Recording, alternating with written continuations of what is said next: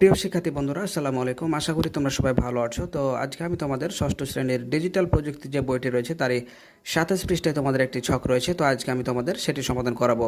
তো দেখতে পাচ্ছ ছকটিতে বলা হয়েছে সহপাঠীদের বলা উত্তর। তো এখানে 4টি তোমাদের ছক রয়েছে দেখতে পাচ্ছ। তো সুন্দর করে আমরা এটি সমাধান করাবো।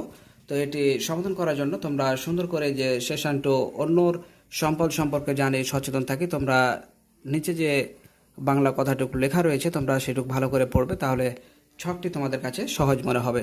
তো চলো যার কথা না বলে আমরা ছকটি পূরণ করি। তো প্রিয় শিক্ষার্থী, দেখতে পাচ্ছ যে ছকটি তোমাদের জন্য সুন্দর করে তুলে দেওয়া হয়েছে যে সহপাঠীদের বলা উত্তর। তো দেখতে পাচ্ছ 1 নম্বরে এতে লেখক উৎসাহিত হয়। 2 নম্বর দেখতে পাচ্ছ লেখকের স্বত্বাধিকার ঠিক থাকে। 3 নম্বরে তথ্যের নিশ্চয়তা থাকে এবং গ্রহণযোগ্যতা বৃদ্ধি পায়। 4 নম্বর হচ্ছে ভুল তথ্য পাওয়ার সম্ভাবনা কম থাকে। তো প্রিয় শিক্ষার্থী, এই ছিল আজকের মতো। দেখা হবে পরবর্তীতে নতুন কোনো ভিডিওতে। সেই পর্যন্ত আল্লাহ হাফেজ।